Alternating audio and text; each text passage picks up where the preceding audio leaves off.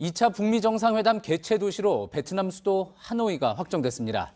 트럼프 대통령이 오늘 자신의 트위터를 통해 공개했는데 회담에 대한 기대감과 함께 북한이 앞으로 훌륭한 경제국가가 될 거라는 칭찬도 덧붙였습니다.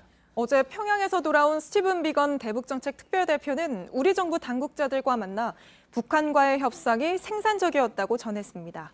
관련 보도 보시고 회담 장소로 확정된 하노이 현지도 연결해 보겠습니다. 먼저 김혜미 기자입니다. 정상회담은 27일과 28일 베트남 하노이에서 열릴 것이다. 트럼프 대통령이 마침내 2차 북미 정상회담 개최 도시를 공개했습니다.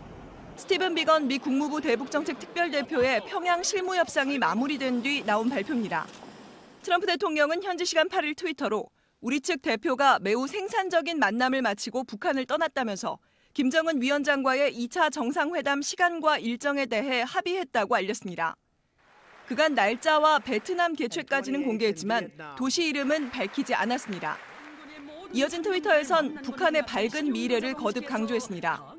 북한은 김정은의 지도력 아래 대단한 경제 강국이 될 것이라며 북한은 다른 종류의 로켓, 경제적인 로켓이 될 것이라고 말했습니다. 2017년 9월 유엔 총회 연설에선 김 위원장을 로켓맨이라고 지칭한 바 있습니다. 오늘로 2차 북미 정상회담의 시기와 장소가 완전히 확정되면서 양측의 정상회담 준비에도 한층 속도가 붙을 것으로 보입니다. JTBC 김혜미입니다. 최근까지도 북미 정상이 두 번째로 만날 곳이 하노이가 될지 아니면 다낭이 될지 혼선을 빚어왔습니다. 지난달 뉴스룸에서는 트럼프 대통령이 김정은 위원장에게 보낸 친서, 장소 선정을 북한에 일임한다는 내용을 바탕으로 하노이가 유력하다고 전해드린 바가 있습니다. 장소를 배려하면서 협상에서는 더 많은 걸 끌어내기 위해 하노이를 낙점한 걸로 보입니다. 심수미 기자입니다. Chairman Kim and I will meet again on February 27th and 28th in Vietnam. 이달 초 트럼프 미국 대통령은 2차 북미 정상회담 장소를 베트남이라고만 밝혔을 뿐 정확한 개최 도시는 공개하지 않았습니다. 국내외 많은 언론은 미국이 선호한다는 이유로 다낭 가능성을 높게 봤습니다. 하지만 JTBC는 지난달 17일 하노이가 유력하다고 보도했습니다. 트럼프 대통령이 장소는 북한에 일임한다는 뜻을 김정은 위원장에게 전달했기 때문입니다. 지난달 김 위원장이 시진핑 주석을 만나고 돌아온 직후 트럼프 대통령이 보낸 친서의 내용으로 파악됩니다. 미국으로서는 북한의 비핵화 조치 수준이 가장 중요한 만큼 다른 부차적인 요소는 김 위원장의 편의를 최대한 고려하겠다는 메시지를 전한 겁니다. 우리 정부도 다낭보다는 하노이에 무게를 두고 북미 회담 진행 상황을 주시해왔던 것으로 확인됐습니다. 한 정부 관계자는 북한은 공관이 있어야 한다는 말로 하노이 낙점 이유를 우회적으로 설명했습니다. 미국이 막판까지 도시를 발표하지 않은 건 경호 변수와 함께 장소 등을 지렛대 삼아 실무 협상에서 최대한 많은 걸 끌어내려 한 전략이었던 걸로 보입니다. JTBC 심수희입니다. 저 이가혁 기자가 지난 7일부터 베트남 하노이에서 계속 취재를 하고 있습니다. 이가혁 기자를 연결해 보겠습니다. 자, 북한 대사관 앞에 지금 나가 있는 것 같습니다. 그곳에서 북미 회담 관련해서 어떤 특별한 준비 상황이 감지되는 게 있습니까? 네, 이곳 베트남은 내일까지가 설 연휴입니다. 베트남 말로는 떼이라고 하는데요. 그래서 정부 부처나 외교 공관도 공식적으로는 휴일이라서 겉으로 보기에는 분주한 모습은 보이지 않고 있습니다. 저희가 이 뒤에 있는 북한 대사관도 계속해서 지켜봤는데 분주하게 뭘 준비하거나 차량이 오가는 모습은 볼 수가 없었습니다. 다만 오늘 아침에 개최지가 하노이다 이게 발표되자 이곳 현지 언론들도 발빠르게 이 소식을 앞다퉈 보도하면서 점차 북미 회담에 대한 관심도가 커지는 걸 느낄 수가 있었습니다. 또 제가 취재를 하러 다니면서 일본 방송사 취재진들도 김정은 위원장이 숙소 후보지로 거론되는 호텔에서 취재를 하는 모습도 볼 수 있었는데 이렇게 외신도 관심을 점차 더 갖고 있습니다. 한국 대사관도 휴일이지만 계속해서 직원과 대사가 모두 이 사항을 챙기면서 업무를 하고 있었습니다. 예. 자, 물론 회담 내용과 성과 그게 가장 중요하겠습니다만 이 두 정상이 어디서 머물지 또 어떤 일정을 가질지도 관심이 큽니다. 아직 공개가 될 단계는 아니겠죠. 그렇습니다. 몇몇 호텔이 두 정상의 숙소 후보지다 이렇게 계속 거론은 되고 있습니다만 저희가 직접 돌아다니면서 확인을 해보니까 그 호텔들이 모두 북미 회담 기간에는 예약이 꽉 찬 상태였습니다. 그런데 이게 북미 회담 때문인지 아니면 뭐 다른 행사 때문인지 이렇게까지는 아직 확인되지 않고 있습니다. 두 정상의 숙소 후보지 또 회담장 후보지 등에 대해서는 준비된 영상을 보시겠습니다. 예. 지금 보시는 웅장한 건물이 베트남 국가 컨벤션 센터 건물입니다. 지난 2006년에 에이펙 정상회의를 치르는 등 굵직한 국제 행사를 많이 치러서 인프라가 잘 갖춰져 있다. 이런 평가가 나오는 곳입니다. 그리고 바로 앞으로는 호수와 산책로도 잘 조성이 돼 있습니다. 김정은 위원장과 트럼프 대통령 두 사람이 싱가포르 회담 때처럼 산책하는 모습이 연출될 가능성도 있습니다. 그 바로 옆은 JW 메리어트 호텔입니다. 트럼프 대통령의 숙소 후보지 중 한 곳으로 꼽히는 곳입니다. 문재인 대통령이 지난해 방문했을 때 이곳을 숙소로 사용했고 오바마 전 미국 대통령 또 시진핑 중국 국가주석도 숙소로 사용한 적이 있는 곳입니다. 김정은 위원장이 숙소를 두고선 많은 추측이 나오고 있습니다. 유명 관광지와 가까운 이곳 멜리아 호텔도 한 곳으로 거론되고 있습니다. 앞서 보신 두 곳과는 차로 30분 정도로 비교적 멀리 떨어져 있긴 하지만 북한 대사관과는 차로 7분 정도로 가까운 편입니다. 지난해 이곳 하노이를 방문한 이용호 북한 외무상도 바로 이 호텔을 이용했습니다.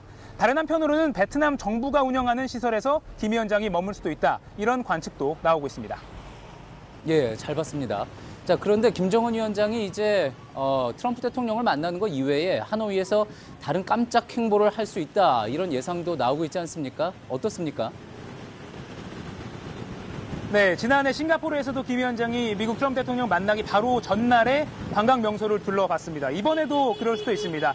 특히 북한이 베트남의 개혁 개방 정책 또 경제 발전 모델을 열심히 연구하고 있다는 점을 생각해봐도 그런데요. 이 내용은 최재원 기자가 리포트로 준비했습니다. 북한 김일성 전 주석이 베트남 호치민 전 주석과 껴안으며 친분을 과시합니다. 1958년과 1964년 두 차례 베트남 하노이를 찾았습니다. 그리고 54년 만에 손자인 김정은 위원장이 다시 하노이 땅을 밟게 됐습니다. 트럼프 대통령과의 만남뿐 아니라 베트남 경제 모델을 직접 눈으로 볼 기회이기도 합니다. 특히 사회주의 체제를 유지하면서 또 성공적인 경제를 지금 건설하고 있는 베트남은 또 북한으로서는 모델로 삼을 만한 그런 국가다라는 판단을 하고 있다 생각됩니다. 하노이 시내를 가득 메운 차량과 오토바이, 곳곳마다 보이는 공사 현장들은 베트남 발전상을 그대로 드러냅니다. 우리 기업들이 지은 랜드마크 타워는 김 위원장이 직접 가지 않더라도 자극이 될 수 있습니다. 김 위원장이 북미 정상회담을 계기로 베트남 국빈 방문을 추진할 것이란 관측도 나옵니다. 이 경우 할아버지와 돈독했던 호치민 주석 묘소를 참배하고 베트남 국가주석과 만나 경제 노하우를 들을 것으로 보입니다. 지난해 말 이용호 외무상도 다녀갔던 농업과학원과 첨단 산업단지, 관광지인 하롱베이 등도 예상 방문지로 꼽힙니다. JTBC 최재원입니다.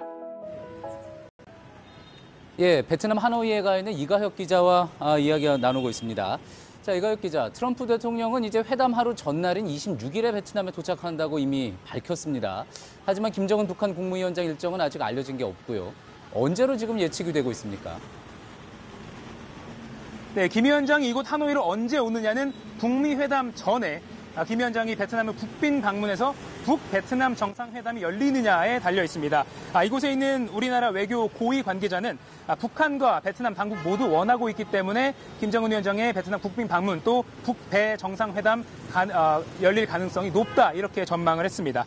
북미 회담 하루 이틀 전인 이달 25일이나 26일쯤에 북베트남 정상회담이 열릴 것으로 관측됩니다. 그렇군요. 그런데 이제 김 위원장이 중국이나 싱가포르 말고는 다른 나라를 공식 방문한 적이 없습니다. 중국은 전용기나 이제 열차로 갔었고 싱가포르는 지난번에 중국 비행기를 빌려서 가지 않았습니까? 어떻습니까? 이번 하노이는 뭘 타고 가게 될까요?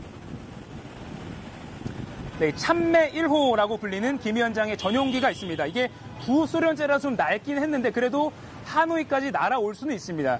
그런데 지난해 싱가포르 경우를 생각해보면요. 거리상으로 역시 그 전용기를 이용해서 싱가포르로 날아갈 수 있었습니다. 재원상으로는 날아갈 수 있었는데 중국 국적기를 빌려서 이동을 했습니다. 이번에도 그럴 가능성이 있습니다. 다만 이 중국 국적기를 빌려 타는 북한 지도자, 이게 좀 모양새가 안 좋다 이렇게 판단한다면 참매 1호기를 이용할 수도 있습니다. 이곳 외교가에서는 열차를 이용해서 올 가능성도 있다. 이곳 여전히 열려 있다고 보고 있습니다. 한 외교 고위 관계자는 5, 60년대에 김 위원장의 할아버지인 김일성 주석이 베트남을 2차례 방문할 때 모두 특별 열차를 이용했는데 그런 이미지를 재현해서 정통성을 강조하는 효과를 노릴 수도 있다. 이렇게 분석했습니다. 김정은 위원장이 열차만 이용하면 60시간이 넘게 걸리지만 단둥과 베이징, 난닝 구간의 중국 고속철도를 이용할 경우에는 하루 반 정도면 이곳 하노이에 올 수가 있습니다. 지금까지 베트남 하노이에서 JTBC 이가혁입니다.